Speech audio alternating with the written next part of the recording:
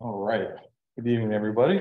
Thank you for coming here tonight, joining us in person and virtually for the Farms Steward meeting. My name is Peter Snyder, and I'm the County Administrator and Director of Public Works. And we're having this educational session tonight to talk about how Princeton Farms fits into the Stony Brook Regional Sewage Authority and to discuss possible improvements to the system. I'm going to go through some introductions first, and then turn the meeting over to our guest. Tonight we have Deputy Mayor Courtney Peters-Manning, Committee Member Kevin Kaczynski, Utility Foreman Chris Spire, Hopewell Township CFO Julie Troutman, Gail Downey. Gail is a Hopewell Township representative on the Stony Brook Regional Sewer Authority Board, and she's been a representative for 32 years. She currently serves as the Stony Brook Regional Sewer Authority chairperson, and we're grateful for our partnership with Gail. She has a vast knowledge of Princeton Farms and the Stony Brook system, and we rely on her and consult her. Awesome. Chris, could you let that person in? Thanks. Also, tonight we have Eleni Giannakopoulos. There you go. Eleni G from Suburban Consultant Engineers. She is the Associate Client Development Department Manager. Also, we have Alexandra Handel. She's the Project Manager of Suburban Consultant Engineers. On Zoom, James Hutzelman, Hopewell Township Director of Community Development and Engineer. And is Antonia here tonight? Yeah. No. She's not coming tonight. She might be on Zoom, but she's not here tonight. Okay, I haven't seen her. If she does, I'll introduce her. Again, thank you for coming, and I'm going to turn the meeting over to Committee Member Kaczynski. Thank you, Mr. Snyder. So I'm going to very shortly turn it over to the team, but what we'd like to do is, the sewer authority is your utility. We manage it on your behalf, and we want to talk tonight about two things. One is the short-term project. There has been some infiltration into the system, which is causing the flow rates for your utility to be higher than they otherwise should be. And so we started an investigation several years ago. And we're going to report, Suburban's going to report on what that project is in the short term. And that is really an effort to reduce those inflows and infiltration. Over and beyond that, Ms.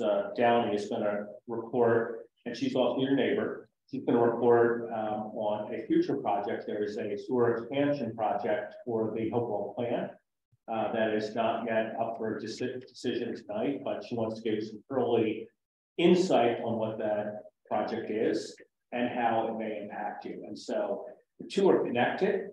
The payment for the second project is dependent on the inflows from your portion of the system. And so one of the reasons we wanted to get in front of you tonight was that we think we can lower the ultimate bill by addressing the inflow and infiltration in the system today. So I guess, George, I'm going to turn it over to you, and then Suburban to tackle the first part. Okay. Thank you, Mr. Kaczynski. So actually, I'm going to share my screen, and Gail has a couple slides for us. Then we're going to turn it over to Suburban, then back to Gail.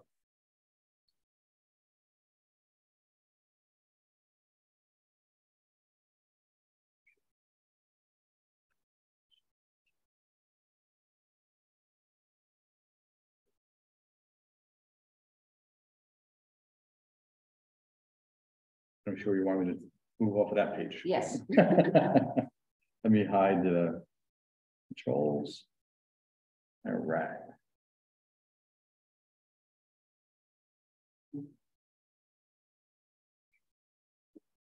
I see some of you in the audience that I recognize that you were here a long time ago when the Princeton Farm Owners Association was formed and Ray Altieri and I were active.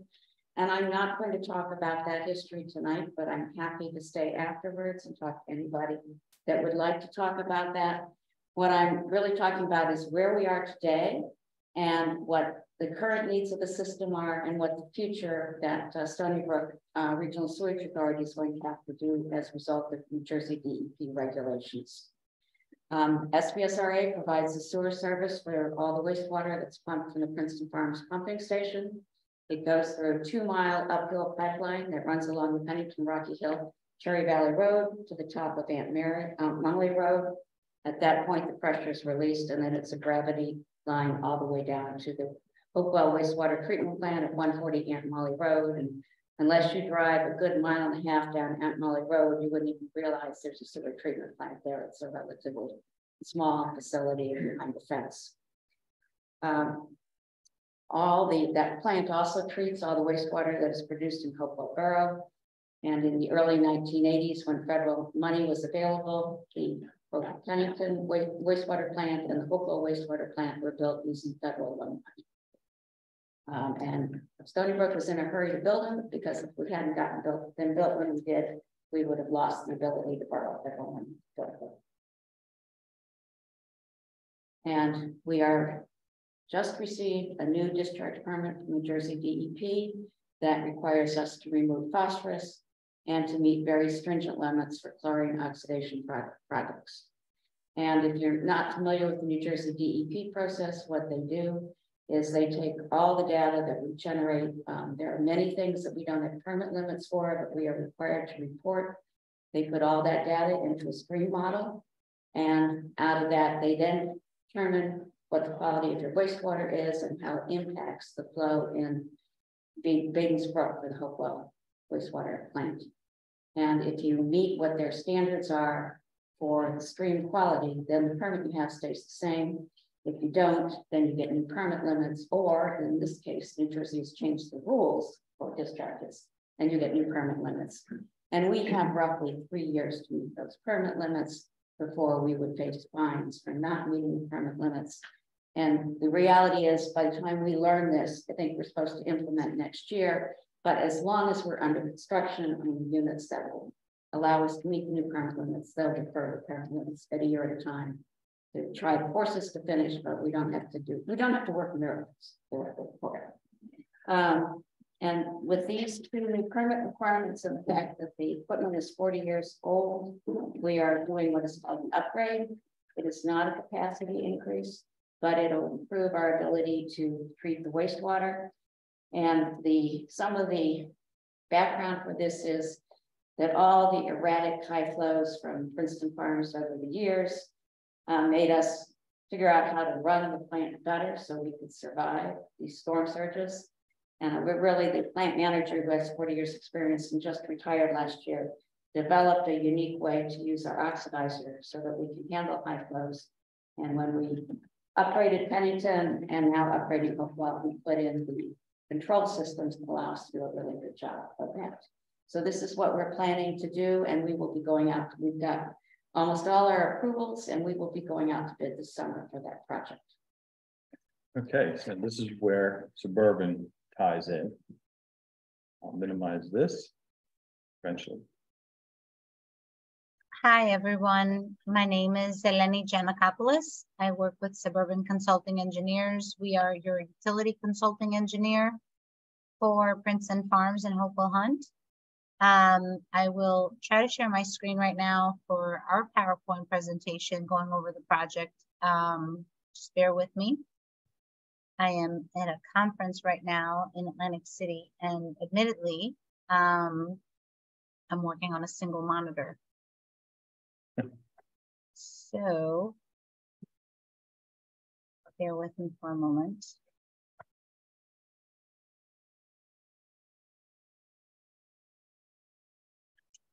I'll try to start the presentation. That works. I'm sorry? That shows. We can see your screen now. Yeah, but you're not seeing my presentation as a presentation. You see it as a, well, be that as it may. Let me see if I can hide this. So you do see that we are presenting on the Hopewell Hunt and Princeton Farms Sanitary Sewer System Rehabilitation, Hopewell Township, Mercer County. You see that? Yes. Okay, and the outline of topics, project history, sanitary sewer rehabilitation project scope and the financing. So back in 2019, back in 2018, I was presenting at the Chief Financial Officers League of Municipalities Summer Conference. And I met Elaine Borges, who was your former CFO and administrator. And she reached out to me after my presentation and said, we really need some help with Princeton Farms Hopewell Hunt. We have been receiving several increased flow measurements at our meter chamber approaching Stony Brook. So we clearly need to proceed with a capital improvement project. My presentation was on funding. Having said that, at that time, the program offered $100,000 in principal forgiveness, which principal forgiveness is grant-like funding to evaluate sanitary sewer systems, identify capital improvement needs, and do a condition assessment on your sewer mains. So in conversations with Elaine Borges then, Mark Triniak, who was your township engineer, and your committee, we were authorized to proceed with an asset management plan of Hopewell Farms and Hopewell Hunt and Princeton Farms. And we embarked a condition assessment effort with third-party CCTV, meaning closed circuit television inspection services.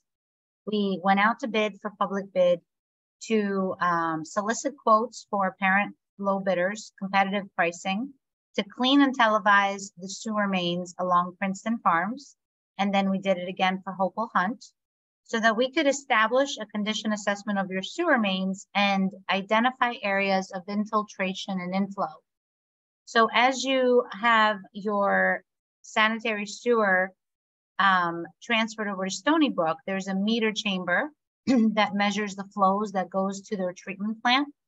So we wanted to evaluate the sanitary sewer mains, manholes, and condition assessment of those features and those assets to better identify an area of where infiltration and inflow was prevalent that would be subject to the increase in these flows that were identified at Stony Brook. I would like to introduce Lexi Alexandra Handel. She's a professional engineer working with our firm, and she's the project manager for the project, to go over a brief overview of what the results were from our condition assessment and how we identified this project need. Okay. So, as Eleni said, we had a contractor out there who CCTV'd your entire sanitary sewer system through Princeton Farms and Hopewell Hunt. Princeton Farms was built first, roughly 50 years ago, and then was partially lined in 2000. So a portion of your pipes, approximately 7,300 linear feet, were previously lined. In Princeton Farms, your entire system consists of roughly 13,400 linear feet of sanitary sewer. And then in Hopewell Hunt, it was built roughly in 2000. And there's about 9,200 linear feet of sanitary sewer pipe in the road. All of that was CCTV. Most of Hopewell Hunt was found to be in pretty good condition just because of its age. During that same analysis, we looked at all the manholes, and it's determined that there's 54 manholes in Princeton Farms and 37 manhole structures in Hopewell Hunt. All of the manhole structures in Princeton Farms were identified to be the primary source of I&I into the sewer system, as the majority of the manhole covers have penetrating handles and pick holes, which leave openings in the cover, and the surface water just drains right into them. So when surface water is introduced into the system at this location, it just severely reduces the integrity of the manhole at all of those locations. And most of the frames and chimneys in your structures are starting to erode, and the bottoms, the bedding material is also, kind of eroding away. Once this material starts to become damaged, or it's loose, or it's missing, we have a few pictures on the screen here of some of the insides of your manholes. the frames that are damaged. If you look at the top right photo, you can see a damaged rim. So in that photo, the manhole lid won't sit properly on that frame, and then water can just seep in when it rains, which is most of your problem. In the lower right-hand corner, you'll see a crack, a longitudinal crack in one of the pipes. So that's those areas would be also susceptible to inflow and infiltration. Yes.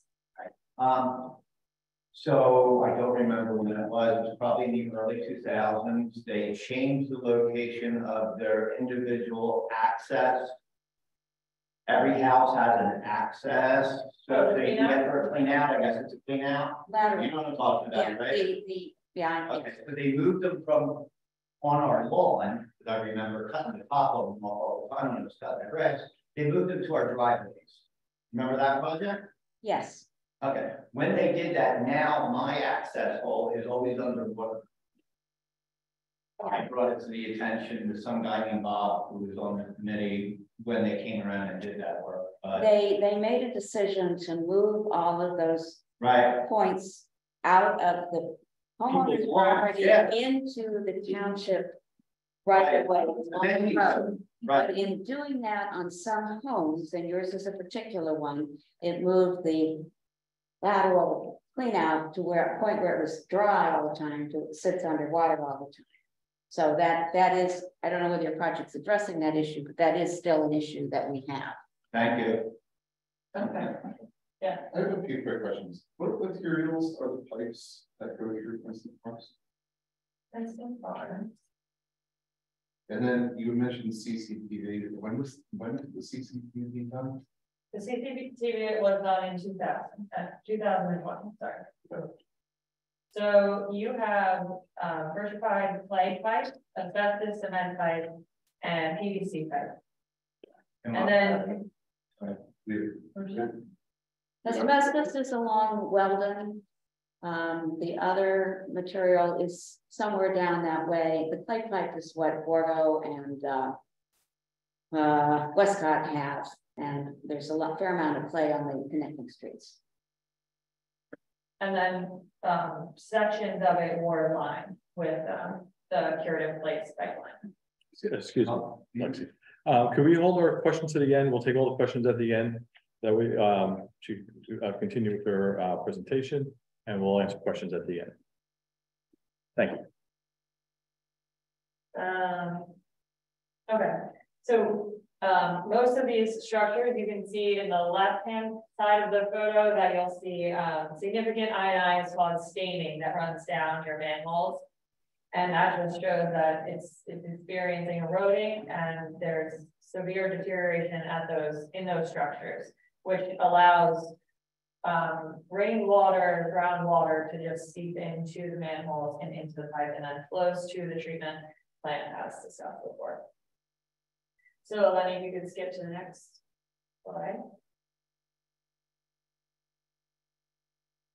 So Suburban has worked in conjunction with the township to design some sanitary sewer lining and manhole rehabilitation for this area. Majority of the work will be focused in the Princeton Farms area as the infrastructure is older and requires more attention. As the report found, most of the areas of concern were in Princeton Farms.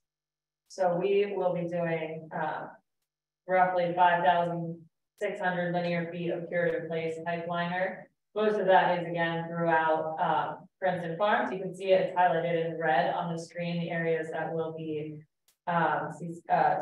lined.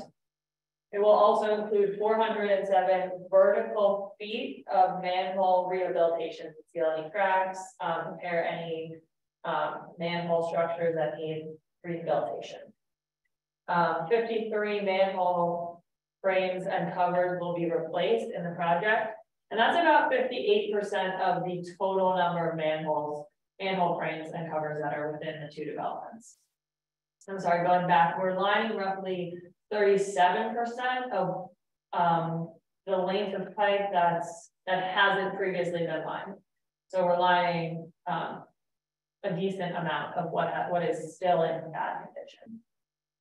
And then we're also doing 266 manhole rung replacements. So actually, Eleni, can you flip back to the last slide? So you'll see in the second photo, you'll see the rungs and how they are just kind of pulling out of the manhole walls to another area where inflow can get in, infiltration. The manhole rungs are not a significant cost to the project. It just allows the DPW, Department of Public Works staff, to enter the manhole safely. However, their deterioration is indicative of chronic inflow coming in from the manhole rim and cover that is causing these rungs to deteriorate and not be structurally stable for man entry. So just to fully understand, stains do not come from an instantaneous occurrence. Stains come from a chronic occurrence. When we're looking at areas that have infiltration and inflow, what does that mean? A sanitary sewer system, you are owners of Princeton Farms and Hopewell Hunt, you are privileged to have your sanitary discharge flush into a collection system that then is discharged to Stony Brook. I would say easily 80% of Hopewell Township is on septic. So once you flush that toilet, to have the privilege for that discharge to go to a treatment facility is what a utility does for you. Having said that, when you have high readings reported at the Stony Brook treatment plant, the receiving facility to treat your discharge, there is a high indication of infiltration and inflow because you are 212 connections.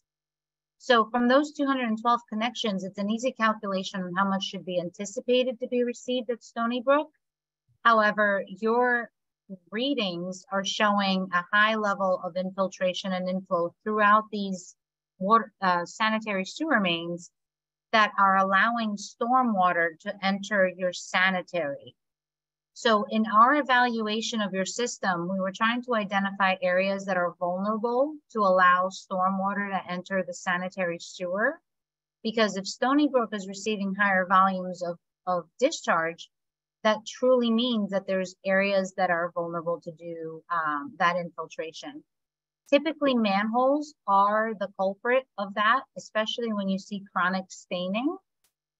Manhole frame and covers, rim and covers that are not sealed tight are also areas of infiltration. When it's obviously raining, all that water is coming through the sanitary and it's being sent over to Stony Brook for treatment. So either Gail or Eleni, I think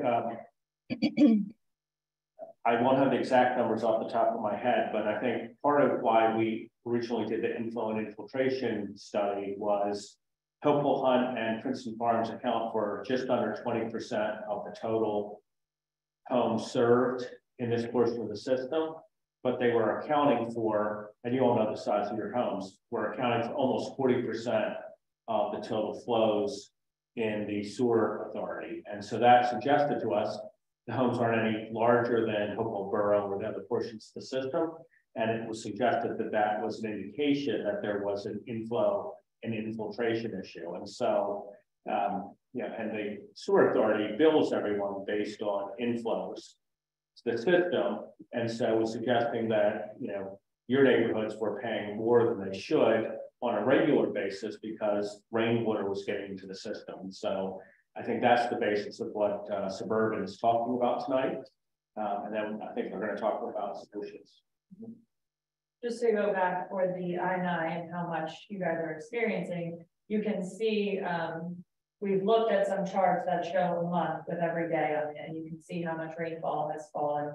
If it's a 1-inch rainfall event that happened over 24 hours, you can see there's a peak in Princeton Farms, Hopewell Hunt, the quantity of water that you guys are sending through. So that's also a direct correlation that you guys have an eye on. I have a really quick question. Have you checked to see that people are now starting to sell pumps into the sewer? During the CCTV evaluation, they also did check for some pumps for any illegal connections, and some of those are going to be addressed in plans. Okay. So just so I can make everyone understand a little bit, if there's a new development coming into a sewer treatment facility, there's some standards that are being utilized to establish a baseline of what a 3-bedroom household would be contributing to that sewer treatment facility. So basically, the average baseline of a 3-bedroom unit might be in the ballpark of, let's say, 300 gallons per day, right? 300 gallons per day times 212 residents, we're looking at about 69 to 70,000 gallons per day received by the facility. A sump pump that would be connected to the sanitary system by permit or not, times 212, if all homeowners connected to their sump pump, to their sanitary, it would still not yield the increase Stony Brook is reporting. Now, during our closed circuit TV televising inspections, we were keeping an eye for any locations that showed activity from service connections, service laterals, and we did have a keen eye on any activity that would be coming in from post-rain events, overactive sump pump connections coming into the system. That was not something that was prevalent throughout the system to say this is the reason why. We were talking with Elaine and Elaine Borges that I mentioned, the committee, and Mark Triniak, and your DPW superintendent. And we were looking for those, but they were not an obvious reason to substantiate this increase in flows. So clearly it would be manhole frame and covers. The vertical feet that we're talking about is when you walk on the street and you see a manhole frame, that is X feet below ground until it reaches the main. So that length of pipe, it's a vertical depth. So that's where we're talking about the 402 vertical feet manholes to be rehabilitated, because that is the total length of manholes that we would need to spray grout and make watertight. And the manhole frame and covers are also specified to be watertight so that any water floating along the road would not enter the sewer system. Now, this does not, with an engineering certainty, this should reduce the amount of discharges to Stony Brook. Given the limitations of our CCTV of your existing sewers and manholes, this should reduce your infiltration and inflow. To what capacity? I don't have a crystal ball to give you a definitive number, but we're fairly confident this substantial effort of lining your sewers to avoid any infiltration. Going back to the previous slide, I'm sorry, I have my shared screen is showing faces, so I could see if anyone is talking to me. I'll hide it, because then I'm also looking at my face. When we line, I'm trying to point my mouse to the bottom right picture. You see this little crack right here? It is a little crack, and you might say, okay, this is really tiny, but if we have these across the sanitary mains and the groundwater table is high, this is a source where water will enter the sanitary sewer system. These areas here where you don't have a watertight seal from your manhole frame and cover also allows stormwater discharge to enter the sewer. These stainings are showing and indicating that there's waters coming in between the manhole frame and cover.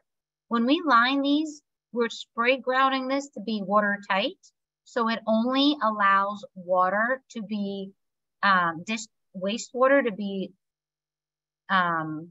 conveyed to the treatment plant without any impact from stormwater. Now, going into the financing element, at the time that Elaine reached out to me in 2019, there was through the state revolving fund, there was a program available for systems to conduct an asset management plan. The asset management plan is 4-part. You do a condition assessment, you identify all of your common assets, and you also identify the due replacement or rehabilitation of those assets. So as Princeton Farms and Hopewell Hunt, you are homeowners and part owners of your sanitary sewer utility. The township is responsible to maintain and operate your system, and that's why they're introducing us to evaluate your infiltration and inflow situation. In doing that, as homeowners of Princeton Farms and Hopewell Hunt, you are responsible to maintain that sewer utility because you're the ratepayers of that utility, not the entire township. The vast majority of the township has their own septic, and they are responsible to repair and replace their own septic as the time is necessary. As Hopewell Hunt and Princeton Farms, you are part of a utility. So as a utility, though, you also have certain privileges. You are eligible to receive funding through the state to maintain and operate your system. This is the New Jersey Water Bank program, and that's the source of the funding that we were talking about, where the state receives money through the federal government, EPA. The State Department of Environmental Protection is prioritizing projects, and it's all financed through the New Jersey Infrastructure Bank. Any previous loans taken from this program from other municipalities, as a loan, they have to pay it back. So their loan repayments is causing the program to replenish itself over time, hence the term revolving fund, state revolving fund. Now, the program is operating on a state fiscal year basis. Now, the reason I'm diving into the weeds of that is so you can understand this a little bit better. The state fiscal year operates on a July 1st through June 30th timeline. The federal fiscal year operates on an October 1st through a September 30th timeline. And we have a calendar, right? The calendar starts January through December. When I'm talking in the context of the state revolving fund, I'm talking in the context of state fiscal years, where it starts July 1st and it ends June 30th. The reason I'm going through these details is because, for example, right now, May 8th, 2023, we are operating in the state fiscal year 23 calendar. It ends June 30th. And state fiscal year 24 starts July 1st. The state fiscal year program that we started this effort is, in essence, state fiscal year 21, where $100,000 of principal forgiveness was offered to small systems to conduct an asset management plan. And that was to identify how many linear feet of pipe you have, how many manholes you have, clean, televise, and assess the condition of your sewers in the tune of $100,000 for free. So while we did that back in 2019, the township authorized contractors through our oversight to clean and televise the sewers of Princeton Farms and Hopewell Hunt.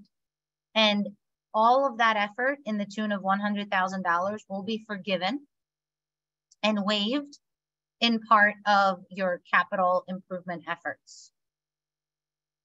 During that effort, we introduced the bond ordinance through the township for your planning and design of this project in order to identify what is the size of the project we're looking at. Are we looking at just manhole rehabilitation? Are we looking at frame and cover replacement? Are we looking at areas that require some reinforcement? We came to the conclusions of that report in 2020, and we started the design of what we anticipated would be necessary to reduce your infiltration and inflow.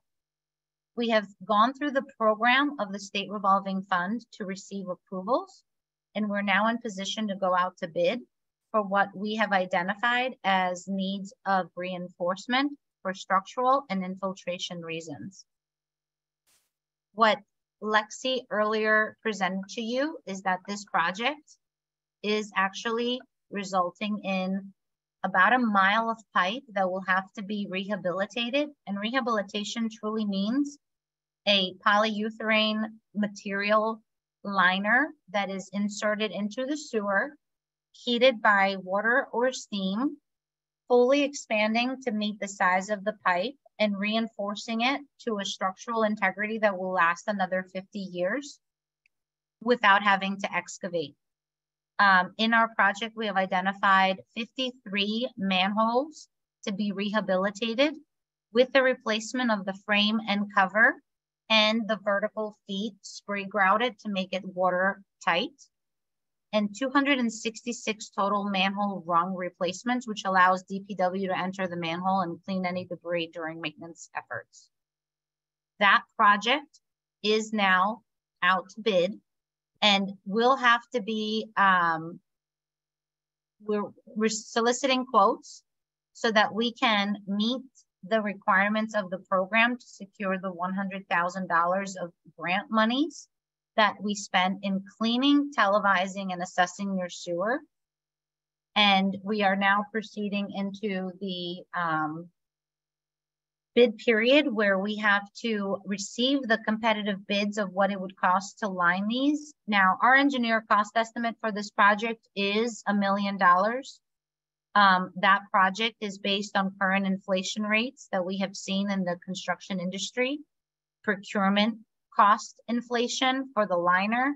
And we are hoping that this would be the upset number and the bids would only come in lower than that. The projected debt service. So the benefit of being in a homeowner association, it may not be an association, but being that you have the benefit of being owners of this utility in 212 service connections, is that you can take on $1 million project through this program and finance it with the backing of the township and result into a $60,000 or less annual payback loan period. It's like taking out a mortgage over 30 years and your annual mortgage payments are about $60,000, which results to a $23 monthly increase by homeowner. Think about it as if you were in a homeowners association and you had to replace your roofs collectively and you had to do an assessment for the roof replacement or the siding replacement. This is your utility. This is where you gain the benefit of flushing your discharge and running the sink without having to worry about owning a septic. And collectively, you are making improvements on what is now 50 years old and is due of maintenance to address what we are seeing as infiltration and inflow at the treatment plant. So this is really the gist of what we're trying to do for you. As Suburban Consulting Engineers, we are working with you and representing you for the capital improvements of this project. You have the township representing you with Stony Brook for their increased flow registers and any treatment plant upgrades that Gail spoke about. But we are here to help you take on these improvements with a minimal cost to the homeowners, as opposed to the balance of Hopewell Township that are in septic. If that septic system fails, each homeowner is looking at a $30,000 improvement cost that they have to take on their own to replace their septic field to have a functioning discharge receiving system. So we are gathering here to present to you these capital improvements and answer any questions that you have. It is a very big project, looking at from the outside looking in, but through this state revolving fund, you are looking in a very good and opportune position to take on these capital improvements with truly a fraction of the cost than if you had to do this on your own. That is the summary of what we have to present to you for the capital improvement project. I open the floor to any questions that you may have that Lexi and I can answer. You spoke a lot about the problems that exist, but you didn't really show us a lot of graphics about your correction process. So I'm picturing the cracks, and I'm picturing you putting this polyurethane up against the wall, and I don't see the fact that the crack is still there and the water is still going to be pushing and eroding what's left. the wall, the actual physical structure that you're pushing that against. And the fact that you said you couldn't really tell us how much it was going to really stop. You said, well, it's going to improve it, and you couldn't determine how much it was going to improve it, so. I'd like to answer that a little bit. This type of process has been intensely used in the Princetons, and the Princetons have wiped out 1 million gallons of infiltration out of a total of about 3.5 to 4 typical flow. So we have a graph that shows what they've done over the last 20 years, going street by street and looking at the lateral. They get the homeowner to replace the lateral if there's a problem with the lateral, and then they are lining the street with this exact same process and have been extremely successful in it. And the Princetons have just approved another significant capital project to continue to address infiltration in their street. And these efforts can be successful. West Windsor is without a doubt the tightest system we have in Stony Brook. And they literally have a full-time truck that is staffed with people. They don't hire people outside. They have township people that are always TVing, they are always crowding, and they literally get out of a maybe 3 million flow. They maybe see 600,000 gallons of infiltration under a really wet season, which is phenomenal. If you keep your system properly maintained and routed, and in this case, we've got cracks that need to be repaired. But there's clear evidence in the Stony Brook system that this technology works. And if it's done properly, we will see a significant reduction in infiltration.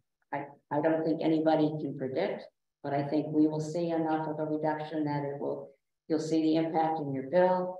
And to give you an idea of what the impact can be, typical bill to Hopewell Township for a year for Princeton Farms is somewhere between $225,000 and $250,000, and roughly 50% of that is infiltration water.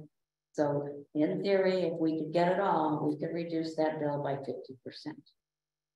So the carrot is big out there, but it needs a very comprehensive program to deal with it. And what I have seen of the proposed here, I think it looks like a pretty good start. And they've done a thorough job of evaluating the problems that we have in the system.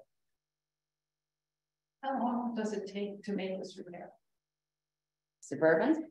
So this repair, so the project itself for about a mile of pipe, we're talking about 5,200 linear feet of pipe. When the contractor lines it, it really, it varies on how busy the road is and how traffic control is. But if there is uninterrupted traffic, they could have progress as much as 500 to 1,000 linear feet per day. Now, they also have to reinstate the laterals, so that will take some time as well. But the overall, once the liner is procured, when I say procured, these are big words for they have to place the order. They have to submit to us the liner that they're going to order, that it meets our thickness requirement and the material specifications. They place the order. Since the pandemic, procurement does take a while, so it might be anywhere from 3 to 6 months to place the order and receive the material. Once the material is received, and we're talking about install, we're talking about less than a month to come in, line, and get out. It would also take, so going out to bid right now with an authorization to a notice to proceed to the contractor shortly thereafter, we would be looking at a January lining timeframe, which is ideal because the groundwater table is low in the winter months. They can come in and do this during the winter months, and you would see the benefit of this project during 2024 meter readings at Stony Brook. Now, we have seen this benefit throughout many sewer systems. I could tell you with a high level of certainty that this will only improve your infiltration and infill volumes. The reason I can't give you a definitive percentage is because we really haven't done a study to see how much infiltration is received over time and with what rate and events. It's costly. And it's something that, you know, I wouldn't necessarily recommend to have that definitive amount. But given that the meter readings at the Stony Brook, as Gail mentioned, is in the 200,000 gallon per day peaks, and with 212 connections, you should be averaging it at about 75 to 90,000 gallons per day. The difference in that tells you pretty loudly that this is stormwater intrusion through infiltration. So I actually asked how long this will take. Is it like a year? Does it take a year for this to be done? Yeah, start to finish, including the ordering of the material, I would say about 6 to 7 months. The actual install would be less than a month to 6 weeks, but it's the procurement that holds a wild card. If they can procure it quicker, then we would be able, it's really not dependent on the weather because it's trenchless. The contractor will have to come in and install the liner underground. So weather is not really an indicator that would slow down the process. Really, the wild card is riding on the how long will it take from the placement of the order of the liner to when it's actually delivered. So Lenny, just to follow up on the question, you were talking about if we authorize moving forward over the coming month, that would lead to actual work in January of 2024. So that's 6 months from now. And so that when the rainy season came on next spring, these fixes would be in place. Is that correct? Correct. And I believe she said the work itself would take a month to 6 weeks. So that's like how long the trucks will be. Yeah. Thank you. So how long after they've done the installation do we know that we have a savings? Yeah, I just wanted everyone to understand there's a two-part answer to that question because there's the procurement and the install. Contractors price this out competitively because they really need to get in and out quickly so they can make a profit. The longer they keep their crews out on site, the more they have to spend their laborers. The install itself should be 6 weeks. Yeah, and so Lenny, there was a separate question which I'll defer to Ms. Downey. Sometimes it's hard for them to hear on Zoom, the question, so there's a little bit of it. My, yes, you're right. I have not seen those. Yeah. So thank you. Yeah. So Ms. Downey, you know, like if the system, because you serve on the board, if a system is improved in January, at what point will we start to see reduced flows? And the ultimate question, when would we see the proof regarding reduced inflows? To say it's absolutely positively obvious, it's your first 2-inch rain. We literally take a flow reading every 15 seconds. We will know within a day or two what the flow is at, and we can give feedback to the township, which can provide feedback to Princeton Farms and Hopewell Hunt and some sort of notice of sorts. And when will people expect to see lower bills? That was the question, right? Yeah. Right. We've had this experience already once. When I was here, I moved in 25 years ago. Yeah. Every immediately had an assessment, added another $36 a month in the bill, and that hasn't gone away. It was promised back then that it would reduce our costs, and that hasn't gone away. So how would we expect this to be an improvement? The reality is this is a comprehensive repair. I literally have sat on the TV inspection truck to do the entire part of Princeton Farms. And what has happened is, and to be very frank, is they picked the biggest leaks to see if that could make a difference. And did that. There was a money limit to everything that was done. It was not what this is, which is a comprehensive repair to the system. So I can tell you that I saw leaks of a certain size, which the township engineers declined to repair because there was some sort of money limit. I don't know the details because I'm not on the township committee. I can't tell you.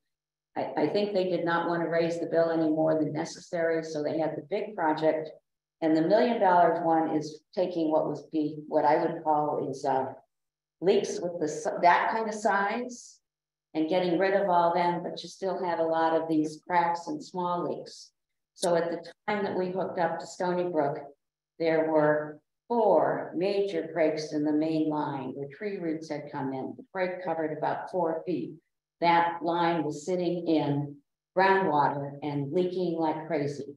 So we used to go up to as high as 400, 500,000 gallons a day before that repair. And once they got the mains sealed and we had 54 homeowners replace their laterals because they were leaking. I replaced my homeowner lateral in 2005. And there have been 3 more series of repairs, which are basically taking out the bigger leaks that we found. And the manholes have never been addressed. So I find this to be a very interesting study because it wouldn't surprise me at all that the manholes are a main problem because I've been on the PV truck and I've seen the lines. So I'm very pleased to see this project. I think it's a good one. I think the big leaks to the line have been repaired pretty well. And to be honest, I think as we were getting to doing TV inspections, we weren't finding that much and we're really surprised for how much leakage there is. It's been coming through the manholes over all this time and we haven't focused on that. I think that may be part of the real cause of the problem here. Yep, so I wrote down the estimated linear feet is 5,200 thereabouts. Can you estimate what is the interaction between Hopewell Hunt and the Princeton Farms in terms of remediation? And I think early on you mentioned that Hopewell Hunt being a newer development, most of the pipes are PVC. So this type of treatment with a chemical vapor deposition or whatever you're talking about, how does it really impact Hopewell Hunt? Well, there's a different question here and I will tell you that in the last few years when Paul Kobosowski was the administrator, he was getting frustrated with the inspections of Princeton Farms and he authorized a study that had been done in Brandon Farms where they put in things to measure the flow in the manhole over a period of about 6 weeks. And then they got the data back. And the absolute shock out of that data is the biggest flows were coming from Hopewell Hunt. And if you'll see in this presentation, she outlined an area in Hopewell Hunt that they were going to fix. That happens to be manholes that are leaking badly that are underwater in these heavy rains. And so their system is much newer. It is all PVC, but if the manholes and the drainage in the streets is not well designed, you can put a tremendous amount of water into the sewer system. And from my perspective, Paul identified that there was a major problem up there, but didn't have any idea where it was coming from. This to me is a tremendous study because it identifies where our big mystery leak from Hopewell Hunt is coming from. I think just as a clarification, you're answering a question that wasn't asked.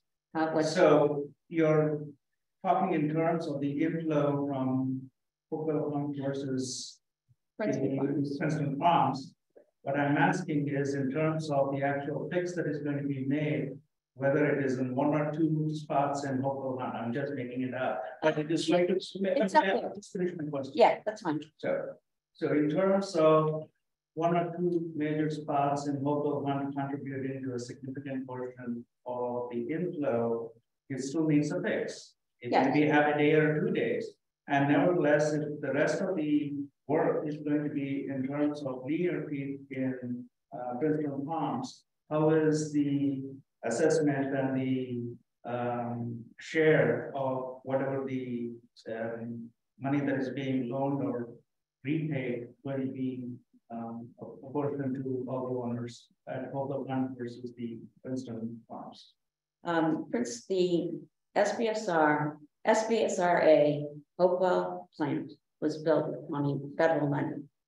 If it's built with federal money, you are not allowed to segregate the users paying into that system if the water is all going through the same pipe to get to the treatment plant and then is going through the federal funded plant. So I know that they separated the utility for Brandon Farms from the utility that is the SBSRA district, namely Hopewell Hunt and Princeton Farms. You can't separate it further because it's illegal by EPA's standards, and the homeowners could easily go to court and win that case if the township tried to do that, and I would suggest that they not try to do that. Excuse me. So it was done once and it was okay, if you do it another time.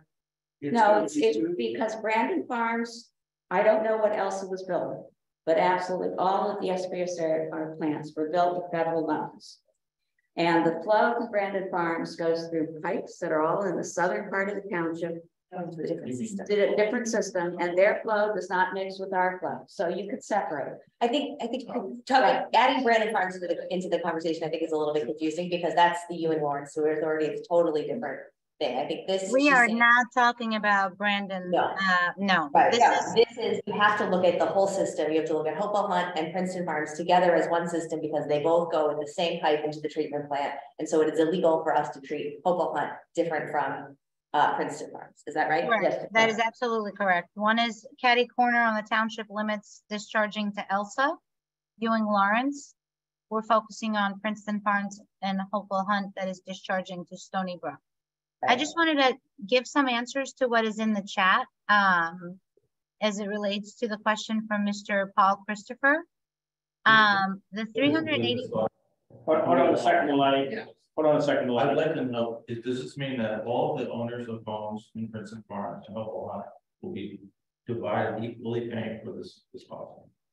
Yes. That's what that means. Yes. And you're estimating it's about $20 to $25 additional cost per month, per quarter. No, per month. They said per month. That's $100. And how long would that additional cost last for? Like how many years? So I recognize that this is, you know, a cost that we did not anticipate.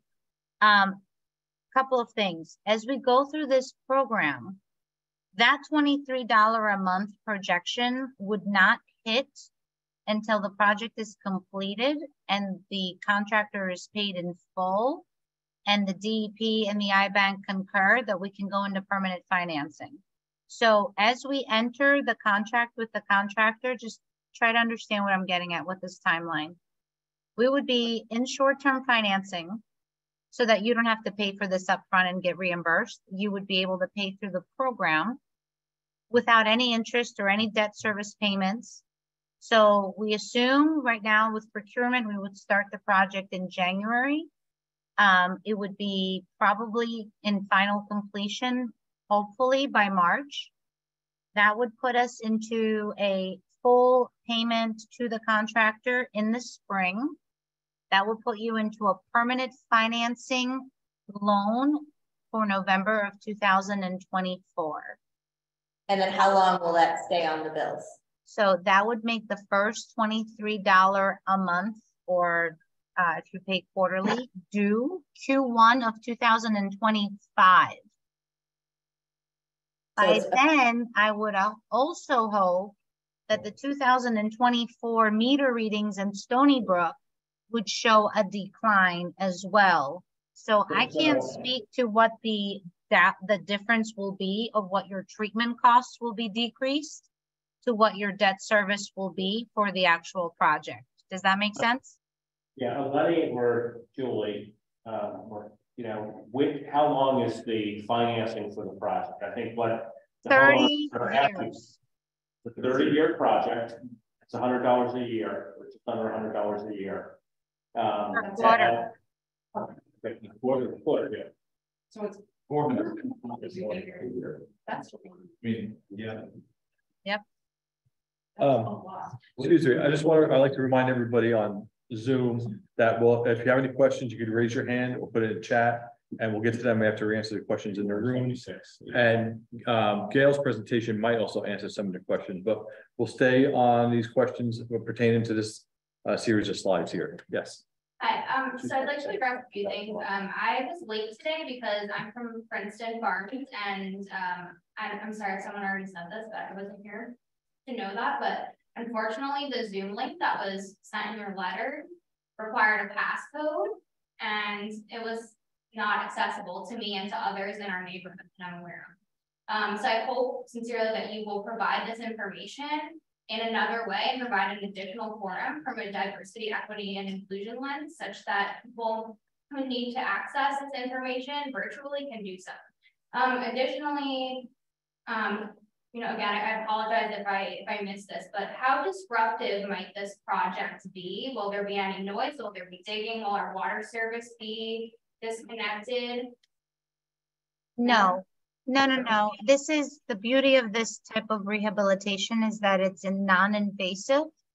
They will block out manhole to manhole sections of sewer and put notices that please do not use your washer during the hours of operations for those that are working from home or those that are at home during regular business hours. They would be asked to not utilize their plumbing for that 8-hour period. Their whole plumbing, like the sink and the toilet as well? I'm sorry?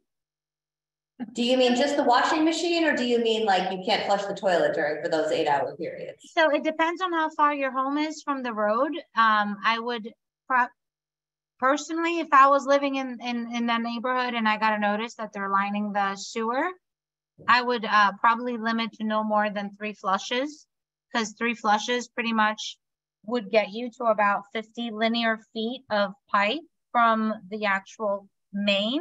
So you don't have any backups. But will there be explanations for all of this, Eleni, in communications to the homeowners when the project starts about what they should? Absolutely. The contractors will be required during our specifications to give an adequate week's notice to the homeowners, and then again a 24-hour notice to the homeowners. And the disruption. Yes. So it'll tell them. So people can flush their toilets, but they're asking maybe to don't run the washers during the day during a single day. Yes. During a single day, will that be during the whole 4 to 6 weeks, or is that just specific days for specific homes? No. So when we say that it's going to be a progress of about 250 to 500 linear feet per day, no home should be impacted more than a day, period. So if they do manhole to manhole, and it's going to be, it just, think about this as putting a sleeve through the line from manhole to manhole. They cannot leave the site without reinstating the connections at the end of the day. Great, thank you. You're welcome. The inspections that were done. Yeah, I'm sorry, before we move on, I want to talk about the Zoom link that there was, some people did make it onto the Zoom link. So can we talk afterward about what happened? Because usually we all of our township meetings are hybrid, and we care a lot about making our meetings accessible. So there must have been some problem. Some people did manage to get on, so connect with me afterwards and we'll figure it out. Yeah. Sorry, go ahead. No, it's okay. So I'm looking at the little red lines and I can see what work's can be done, but there are a lot of other sections that are not identified. Does that mean that they're okay? That they're not going to have this problem down the road? Well, we try to be mindful of the costs. So we try to prioritize on areas that were more vulnerable. If money grew on trees, we would do the entire system, but that's not really feasible. So given the location of the mains, the cracking that we saw that were longitudinal, that would facilitate an easier or the point of least resistance for groundwater to enter the pipe. That's how we identified the sections that need to be rehabilitated. So Eleni, I just want to, ask you a more pinpointed question to the gentleman's question. And, so you scoped the entire system. Yes. We cleaned and televised the entire system. Yes. Okay. And so within that, I think what I'm hearing, is, and I'm not familiar with all the history of Princeton Farms, but I'm listening and hearing a bit of it, is from that, you identified the most significant failure points that are causing inflow and infiltration. And, if you were to, I don't want to put you on the spot, say, what percentage of the inflow and infiltration did you identify? But, this is a fairly comprehensive repair based on the manholes and the lining and what portion of the pipe. I know there were large portions of the pipe that you saw no issues with. So how comprehensive is this repair? If I think I wrote down 2 numbers, you normally would see 75 to 90,000 gallons a day versus the 200 to 250 per day that we're actually seeing in the system. So it's almost, it's at least 2 to 1, if not 3 to 1. You know, I think the homeowners are seeking some assurance that they're not fixing 10% of the problem, but they're fixing a larger percentage of the problem. And I know you can't give like a specific number, but can you at least say we're fixing over 50% of the problem, or some other measure that you feel comfortable with this from an engineering standpoint? So from an engineering standpoint, putting a watertight liner through a mile of pipe should substantiate a significant decrease. Why I'm being shy about percentages is because I did not have a pressure gauge or a meter gauge to understand and fully identify the sources of groundwater entering the system in the locations that we have identified. We saw visual cracks, we saw manholes, and the chimneys of the manholes, the vertical feet that showed chronic staining. And with that, and the numbers that are being reported in the magnitude of 200% of what you should be reading, it for us as engineers are like, okay, that's a probable cause that we need to address. If I tell you a percentage, I own that percentage, Kevin. So for me to say 30%, 40%, and then it comes back, it depends on the year, the rainfall, the volume of groundwater, the inches of rain reported in that rain event. That's why I don't want to be given more of a definitive percentage. And I hope you understand that. But I do, but you know, I think at minimum, I think what would be helpful, since you guys are doing the project and overlooking it, would be to come back. You know, I think with Ms. Downey's support, we could come back and quantitatively say after a year, here was the quantitative reduction, because that'll be fact. And so I think we should own that as a report out to sort of see, here's what the work that was done. And it should translate into, you know, I think it's $385 a quarter that you're being billed today. You're being billed on every gallon that goes into that system. And so the $23 a month is, you know, it works out, I think with the rounding, about $31 a quarter. So you would need to see a 20% reduction across the system in order for the project to be a savings. And so I'd like to see that, you know. Yeah, I'd like to know who's going to be responsible to make sure that happens. And if it doesn't happen, then tell us that too. Right. Because our experience has been they just raise the rates and we don't hear it. Yeah. So there is an informed decision to Let me make. answer the question first. Go ahead, Nalini. There is an informed decision to make with a do nothing approach. If we do nothing, you are looking at the bills that you're receiving from the Stony Brook and their respective increase to treatment that are necessary to treat the volumes that are being reported from Hopewell Hunt and Princeton Farms. So what is the net benefit? The longer we wait, the longer inflation rates go up. This project could have easily been a $750,000 project 6 months ago. So for me to tell you the dollars and cents that would be realized from this, the longer we wait, the more it's going to cost. Given that the volume of water that is being measured at Stony Brook is really representative of about 100% over what you should be measuring, I would assume at a minimum that a 20% reduction should be anticipated given the volume of or the percentage. We're addressing 36% of your system to do lining. I think from an accountability standpoint, because I hear that as well. I mean, George can, you know, maybe might not be a year from today, but you know, we can consult with Ms. Downey. I'd like to have sort of a date certain that we come back and if the work is actually done in January of 24, you know, to give it a full 6 months or so to make sure we get both dry and rainy seasons. It would be, I think, helpful to come back and report back that this is the change in flows that we saw. Oh, as engineers, we love data. I would say that a half-year mark would give us some good data compared to the previous years. But you also have to understand climate change and the way that the weather is. We had superstorm or Hurricane Ida, September 1st of 2021. We haven't seen anything like it in 2022.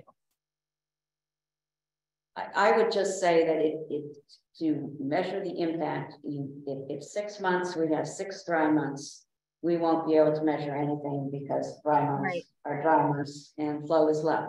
But if we're normal 6 months where we're averaging, New Jersey typically sees 4 inches a month in the year. If you have a normal 4-inch month, you will see, I'm pretty sure from this project, you'll see a significant reduction, and we could give you a 6-month report that would have real numbers, and you could clearly measure the benefit of the project. I'm just suggesting that, you know, I think one of the things I heard was to report back. And I think, you know, if there's 6 dry months, I don't think we should come back and declare success. Right. If it's 6 normal months, we should have a very real read on it. And then I think we can report back fairly. Yes. That there was a reduction or there wasn't. And I think that's what, you know, if we're going to commit to the dollars, I think that's what the residents are asking. And if we have 6 wet months, you may see a phenomenal savings. Correct. Correct. I think 12 months is the overall more representative number. The high groundwater table, Gail, you can opine as well, is typically in the fall. So for us to say that the first 6 months since the project is done is taking us through July, I don't want to give false readings. I think a full 12-month period would be far more representative of what the improvement is. But I think that's fair. I'm just asking for maybe Elena, you and Ms. Downing and Mr. Snyder can get together and sort of, I think we should, whatever happens is we should report back and we should provide a couple of updates to sort of say, hey, it's been a rainy 6 months and we're seeing progress, or it's been dry, so we're not sure yet. But you know, this type of improvement, you know, it's important to measure. I just have a quick question about the current, I don't know, maybe about the current sewer bill that we pay. Mm-hmm. Does that whole, and I probably should know this and I don't, but does that whole amount go to pay for our sewer usage, or does any of that portion say go to capital, like go into a capital improvement fund? Yeah, and like, is there a breakdown maybe that of a capital improvement fund incorporated into that sewer bill, or is that all sewer usage? So that $385 a quarter goes to pay for previous bonded projects. We have some existing debt service that we have scheduled payments on. Right, and I know about those. Yeah, so then we also have salary and wages of our staff here at the township that we need to, that's part of that 385.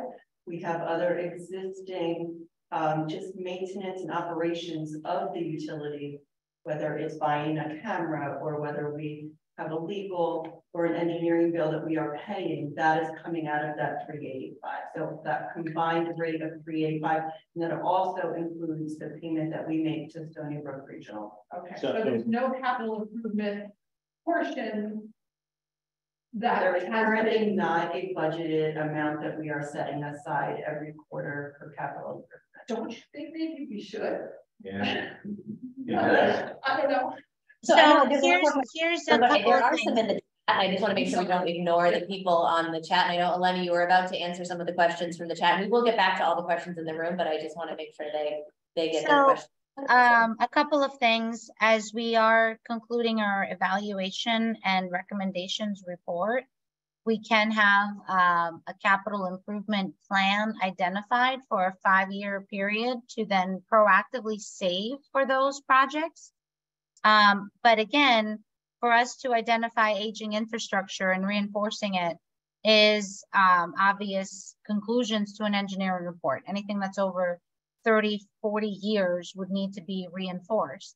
Having a 12-month period show us the improvement of these I&I issues. I&I is infiltration and inflow. It would help us better gauge what the rate of repairs should be, if any are needed down the road. Having said that, the loan that we're talking about right now, that's $1 million, we are getting $100,000 of grant-like funding for what we did to clean and televise the sewers. The fine print in that grant is that we have to go out for a capital improvement within 2 years. So that puts us to June of this year that we need to have a contract awarded and sort of walk the talk that we are in it for improvements. The loan that we're talking about, as opposed to a traditional loan going through a bank, $500,000 of that loan is at no interest. The balance of the $500,000 would be financed at a AAA market rate that's grandfathered through the New Jersey Infrastructure Bank. So that is why we're looking at a blended interest rate of no more than 2.1% over the whole $1 million. So while we're thinking about this as a big cost, the state is really truly supporting these infrastructure improvements at a very low market rate interest. The question that I see on here has what has been done with respect to sumps emptying into the system. We have not identified a smoking gun of alarming number of sump pumps. Part of our inspection efforts back in 2019 and 20 is when we did this. We did try to go out and inspect after a rain event to see if there would be overactive laterals entering the system. And quite honestly, we did not see anything that would result in double the amount of what you should be registering at Stony Brook. Like I said before, a single family home, 3-bedroom home should be reporting maybe 300 gallons per day. You have 200 connections, roughly 212 connections, that yields to 600 to 60,000 gallons per day. We're looking at reported levels at Stony Brook of 200,000. So if every home illegally connected with sump pumps, it would not bring us to that amount. It's really truly infiltration and inflow. That's the cause of that. So I'm trying to answer Mr. Braswell's question that he asked a while back. Well, hold on a second, Eleni. I just want to follow up on one thing. Ms. Troutman says that Ms. Troutman's our CFO. And so, one of the things we'll ask her to do is put the budget for the sewer utility. We can either send it out electronically and or post it, George, on the website under clearly titled section, so that anyone after tonight who wants to look at it can. I think that'll be important. The other thing, there are different alternatives we can look at from an inspection standpoint. The easiest thing to do is a camera scoping system. And that we can sort of see in the event what Eleni has shared is you can see it during the normal period, the high rain period. So you can get indications of whether anyone is connected from a sump pump standpoint. The more intrusive thing you can do is you can do a smoke test, which is you put dyed smoke back through the system. And if someone is connected improperly, you see smoke coming out from their system. We've chosen, I believe, George, not to do that in this event. But if there is cause for concern, we can either look at a particular connection. But we didn't want to go to that extra length just because it's a more intrusive process from an inspection standpoint.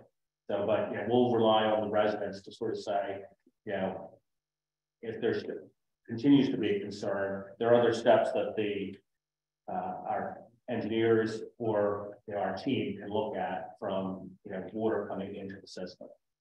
Yeah, I concur that a smoke test would be indicative to see where there would be any connections that are not permitted to the sewer.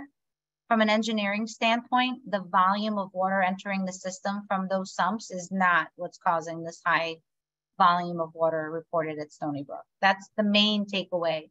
So to spend $10,000 to identify those sump connections with the smoke test, it's really not, even if we were to, enforce that this is a fine and you shouldn't have done that, it really does not really bring down the bottom line for what we're discussing here. But it is something we can do. I mean, it is something that we can definitely identify those sources. The reason why it took so long to identify the manhole rehabilitation, where it said,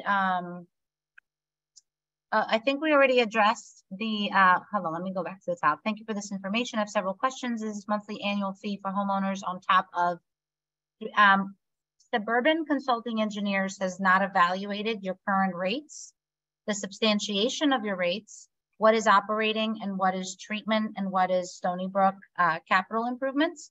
the numbers we are presenting to you would be above and beyond what you're already receiving. Effective 2025. Okay. So we established that. And then Kevin said that Ms. Troutman would be sending out the sample bill so everybody understands the breakdown of that. Additionally, are there any interruptions to sewer service? Residents that will need to prepare for part of this project again? One of the person in person asked the same question. It would be adequate notice given, and I don't anticipate that to be more than an 8-hour inconvenience. Any potential implications to nearby potable wells? There shouldn't be, because they would be plugging your service lateral at the main, so there should be no backflow coming into your service by any means. What has been done with respect to sumps emptying to the system? I think we answered that as well. How did this get missed for 20 years as far as 2 decades about the infiltration into the system? Why now is the manhole covers being determined? So infiltration and inflow is a natural occurrence. If the system is brand new, infiltration and inflow should not be a concern for at a minimum 20 to 30 years. As the anticipated useful life of infrastructure is increasing to its full useful life, that's when, you know, if you have a house with stucco veneer, over time you start seeing cracks. Same with roof, same as siding. This is a very long over horizon item that does not really come to light for 20 to 30 years after install. Proactive planning and maintenance is something that is ideal, but not fiscally sustainable to ask someone to line a sewer 20 years after construction. So I'm trying to answer Mr. Braswell's question, how did this get missed for 20 years?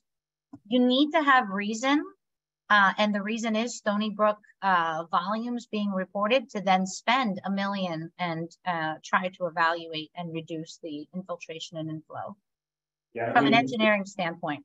On that last question, I mean, this came forward in a glaring way to the committee, you know, when the Stony Brook Sewer Authority reported to us that there had been an excess flow, and to the point that, you know, the DP was threatening to fine the system over the excess flows. And so they pointed to, they have meters that come into the system from the different portions of the system, and the Princeton Farms Hopewell Hunt system was flagged as the largest contributor to that. And so we started off with a study, you know, and yeah, and there were as many at the time, there was probably as many technical opinions as there were facts. And so that's why we did the camera study, you know, and we did the camera study on the first portion of the system, which was the older portion of the system in Princeton Farms. And we did see the issues that they talked about, you know, with some sewer laterals, as well as some of the main pipes where there were cracks in the manholes. But, you know, even after that first report, we were surprised because we weren't sure that those issues would account for all of the flow issues. And so we then authorized the second study for Hopewell Hunt, which is the newer portion of the system. But if I remember correct, Mr. Stein, Mr. Byers, you know, we identified that there were several manholes in that portion of the system that not only were not sealed as per all the ones in the system, but were also in areas that were prone to water accumulating during high rain events. And so if you imagine if you have an open, you know, it's not an open pipe, but if you have, you know, openings in that manhole cover and it's sitting in water, a lot of water is going to flow into the system. And so, you know, I think we wanted to bring that to everyone's attention tonight and sort of try to outline, you know, a comprehensive solution regarding, you know, how do we get the inflows down. You know, I think longer term, I don't think we'll get into it tonight, just given the time. But, you know, future upgrades to the system are allocated based on flow. And so one of the things we want to get corrected quickly for Princeton Farms and Hopewell Hunt is we want to make sure that the flows are more indicative. You know, Lenny had talked about you should be in the 60 to 75,000 gallons per day. It'll never be perfect. I think every system has inflow and infiltration, but you should not be at 200 to 250,000 gallons per day. That means you're paying more than you should. To add to what Mr. Kaczynski is saying is, so with so much flow going into that treatment plant, we're responsible for that percentage of the improvement, I believe, correct? So you would be so right now we're roughly 40% of the flow going into this plant. We're responsible for roughly 40% of the improvement that's going to happen there. So if we can bring the flow numbers down, we can now say, okay, well, we got our stuff under control. We're at half of what we were. Now we're only, producing 20% of the flow going into the plant. Did anybody ever think about trying to cut down the cost of the project by just adjusting the manhole covers first without redoing all the pipes? So I'm really curious to see what the prices will come back to. As engineers, we always try to be conservative. So I'm hoping that competitive pricing will bring the bids in lower than the $1 million. The liner material that we're talking about should average out to about $50 a linear foot. So let's just see what the prices come back to and then prioritize with the manhole. But once you award a contractor to do the work, you can't really pause 6 months, see what the measures are at the Stony Brook meter, and then say, okay, go ahead and proceed with the rest of the line.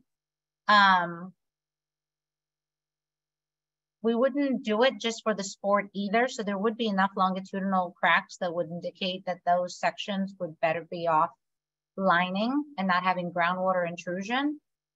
Excuse me, you're saying that you wouldn't do it that way in a 2-phase to address it to see if the first phase actually accomplished what you wanted.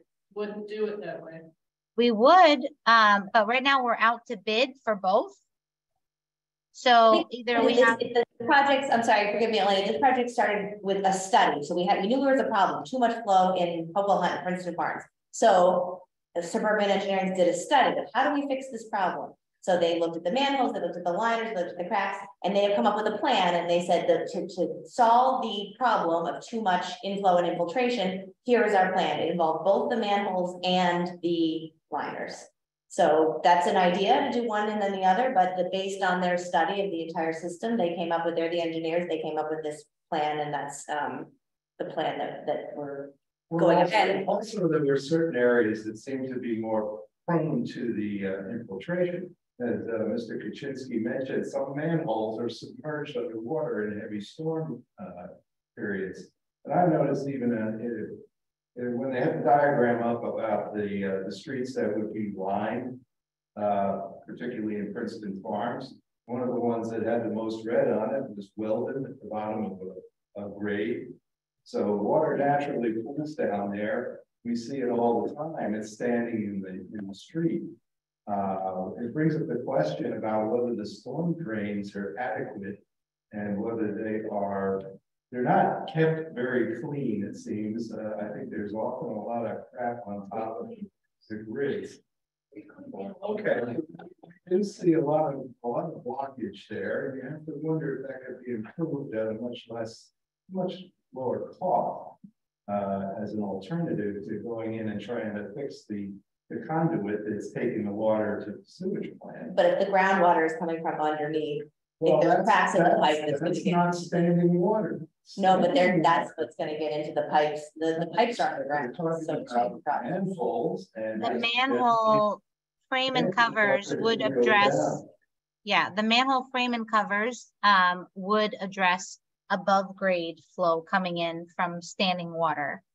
The manhole, the sewer rehabilitation of the line that we're talking about underground would prevent any additional groundwater to enter the sewer. So it's a two-part approach, right? To your point, to the gentleman that's in the public, any standing water you're observing on the street would be addressed by the watertight manhole frame and covers we're specifying to replace. The lining of the sewer would also prevent any additional water entering the sanitary from groundwater table fluctuations during rain events. So you're both right, and each one is a solution to a different need. I think the good news is, though, that the parts that were lined in the 2005 repairs are not showing up as parts of the system that you need to rehabilitate now. I think the lining process works. And I'm pretty sure that it's both issues contributing to our infiltration. And I would not recommend trying to do one without doing the other. Do you have a map of the areas that were previously lined? That is, I have a map of that. We have files all the way back to 1998, but I can't quote it off the top of my head, but I know it was a lot of Orville Road. It was a lot of Orville Road. Do you have any idea what improvement you got in infiltration from doing that project? Yes, yes, I can come back and do that. I actually went up and picked up the monthly flows from Princeton Farms all the way back to December of 91 when you hooked up. And I can give you some input on that, but I clearly am not prepared to do that tonight. And I think there's a question in the second, are you Princeton Farms and Hopewell Hunt, or is it all combined? It's combined. There's 1 meter. There's a wet well in the pump station that is fed by both Hopewell Hunt and Princeton Farms. That wet well then is pumped, and our meter is sitting on that pumped line. So it's a combination of the two that is always being measured. The only individual attempt to measure Hopewell Hunt versus Princeton Farms was the project that Paul Pogosowski did, and I don't know whether that predates you or not. I think it's 2016, 17. And that there is a report that Van Cleese should have, and that clearly showed that Hopewell Hunt was contributing enormous flows, and Paul and I looked at each other and did not understand that until this study was shown. I didn't even have a reason to understand what was going on, but there's very much more coming out of Hopewell Hunt that came out of Princeton Farms in those 6 weeks. So I'm very pleased to see the study. So you had a question that you've been. Yeah, so as an engineer who has designed sewer systems for Princeton Township, I have a few questions and comments. What is the full engineer's estimate, cost estimate for this project? Lenny? I think she said $1 million. Can you question? Total engineer's cost estimate for this project.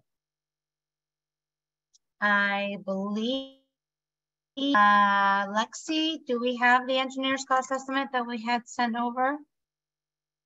We're saying That's because you say 212 residences at $278 a year for 30 years. I'm coming up with 1.75 million. And I was hearing the number of 1 million being, I think if I'm gonna go from memory, and while they look for the facts, I think the total project 1.175 million, and the total cost over 30 years, including financing, was closer to 1.7 million. Because I do remember seeing that number in there. Yeah. So even at 2%, and engineering cost at 1.7. can you hear me okay? I had a little problem there. Am I still sharing my screen?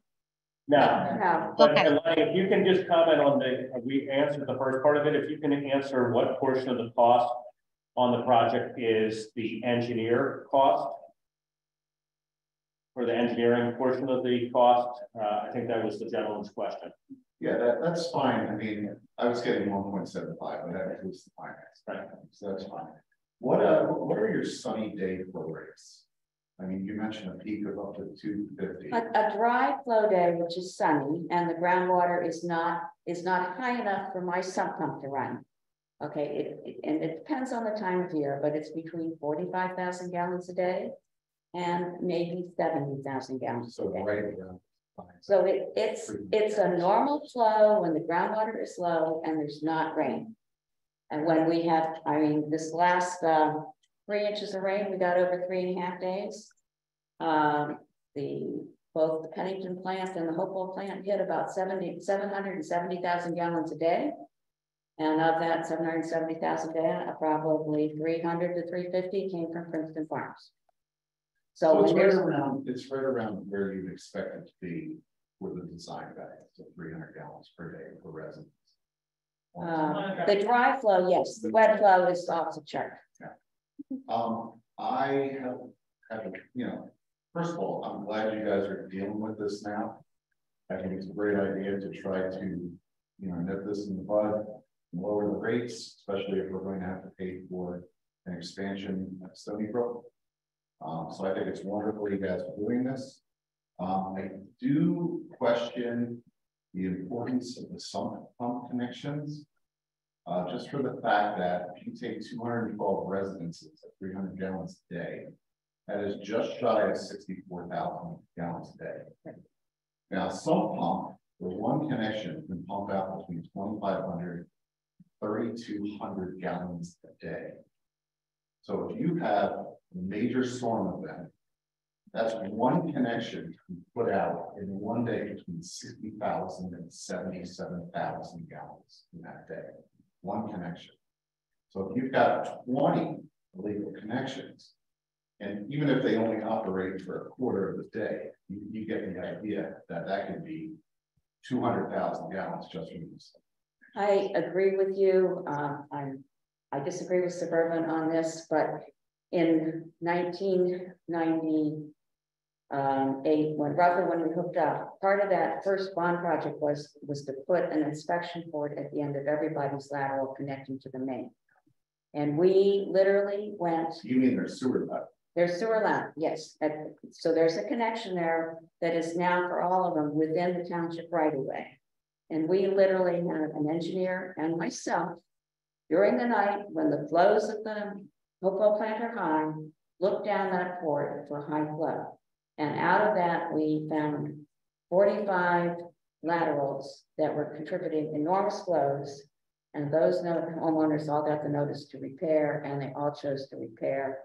And in subsequent, like 5 years down the road inspections, the flow had gone away. So a lot of that was broken lines. We have the ability to do that kind of inspection again, but the township for about 10 years had a TV camera to go down the laterals. And most of the laterals have been inspected for cracks, and where they found them and found leakage, people repaired. Like I replaced mine in 2005 when the camera inspection showed there was a leak at around mid-length of pipe. Is it possible that there are some pump connections into the sewer main itself, directly into the main? No, I mean, I've been on the truck when they look for all of that, yes. Okay. And we're into the main. yes. And we have also, originally in the early years, there were a couple of stub connections. All of those were closed off and sealed. And that has not been a problem, as far as I'm aware, from all the TV inspections I've been aware of. I think $300 a year is totally reasonable. I think, some people have shoes that cost more than that, so. Glad you guys. I just maybe find out a reminder to residents that it's not appropriate to have their sump pumps. That's fine. Maybe people are naive and they don't understand that they shouldn't. Maybe I'm naive. Yeah. But just remind people somehow that they should not be putting their sump pumps into the system. And they also might as well remind them that because of the high water content in Princeton Farms, it is not illegal to take your sump pump to the street. And we have a number of places where that happens, and anyone needs assistance from the township on how to do it. Competent Pass has provided advice and assistance on it. So if I understand the timing of all of this, sometime next year, middle of next year is when we're going to, the project will be done, the inspections will be done, and the contracts will be paid. Right? At that point, then we're responsible to pick up the loan. Will that also, what I'm thinking is that because of the timing that we've already had the process, the system working for 6 months, essentially, that we're already seeing a reduction in the flow, we're already seeing a reduction in the cost.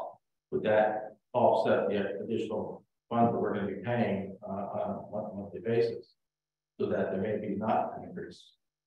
Theoretically, yes, it's possible. I mean, Julie, I think one of the values of sending out the actual budget is I think we can pretty clearly allocate within that budget what portion of the utility budget goes to the payments we make to Stony Brook. And so then we can look at, we can probably say what reduction of flow would we have to get to make this cost neutral.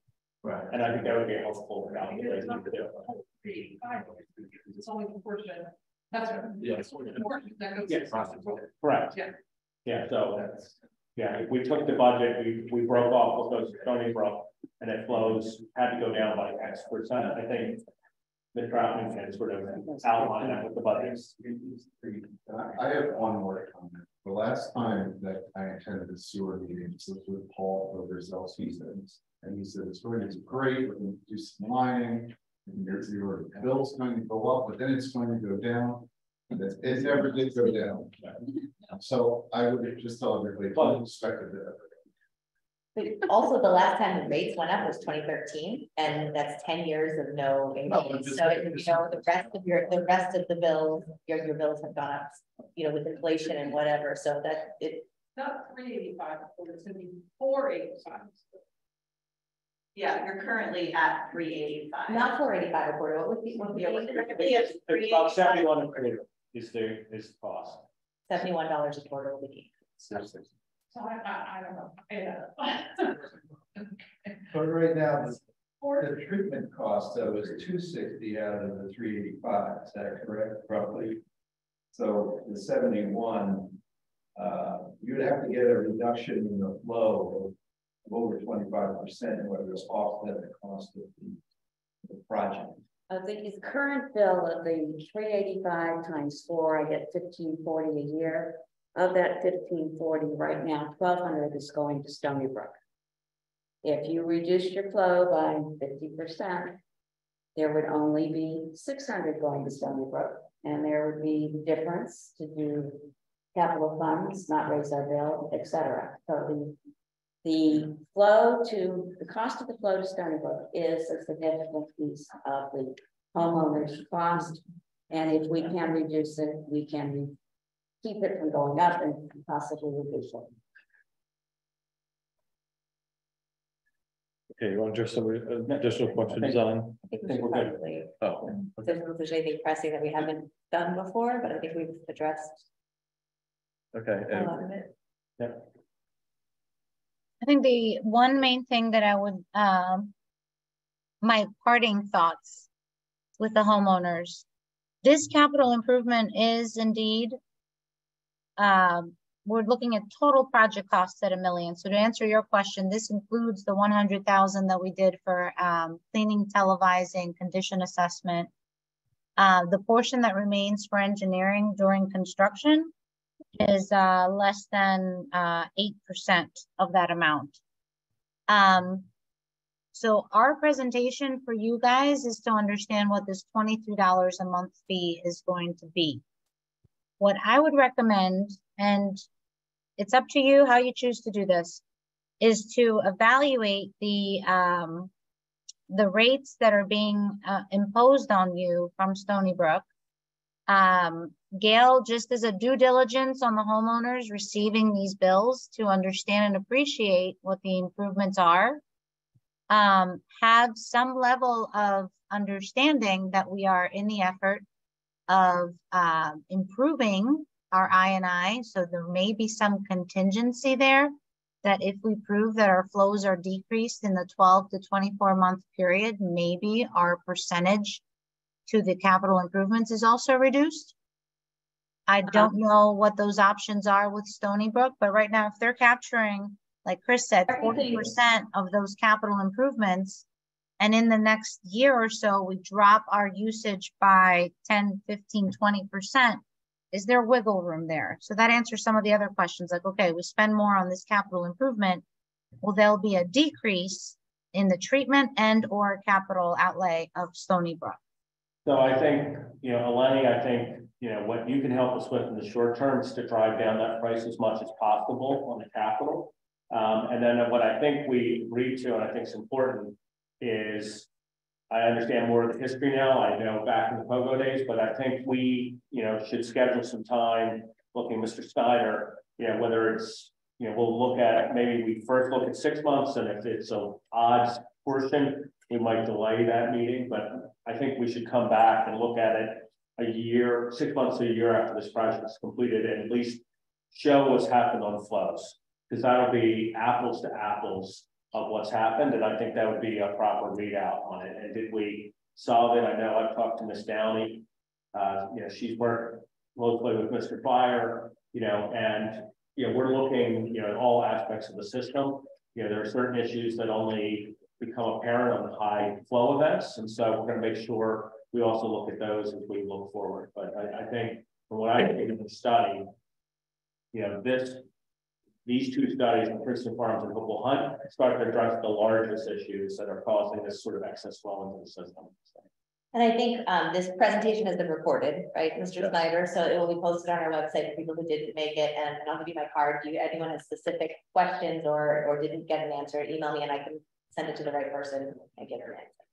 I do want to clearly address that for whatever capital costs that Stony Brook has to spend because of the New Jersey DEP requirements, that the contract that Hopewell Township has with SBSI, it is the portion you will have is clearly related to your flow.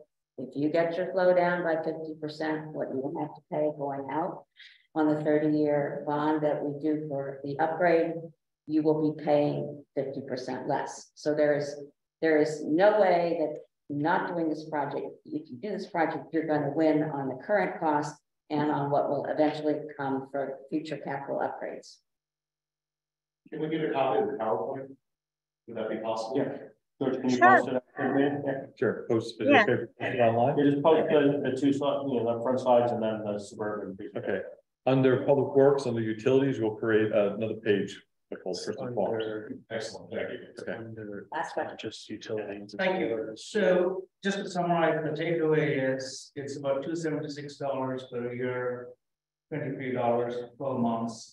And then if you achieve 25% efficiency in reducing the inflow, it pays for itself $300. If you achieve 50%, then an additional $300 reduction.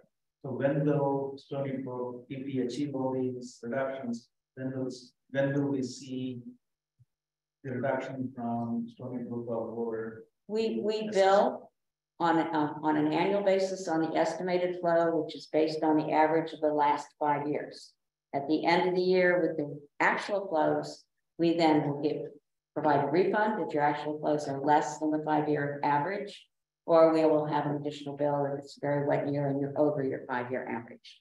So we are billing on real flows, and within a year, you will clearly experience the impact in the bill. So once the project is completed, I don't know, I forgot the timeline, let's say June of next year, then within a year from the June, you should see some reduction in the amounts Stony Brook bills us. We will, there will be a reduction in how Stony Brook bills the township. The township is then responsible for adjusting the sewer bill appropriately, and that's not Stony Brook's issue. No, so we typically adopt the budget in May of every year. So we adopt the township budget and the utility budgets. And so if after that period we see the reduced flows, that will come forward from Mr. Snyder to us as far as here are the reduced flows. This is what we anticipate we'll have to pay to Stony Brook next year, and that should reflect on that bill. Thank you, everybody. Yeah, thank you for coming. Thank you. Have a good night, everyone.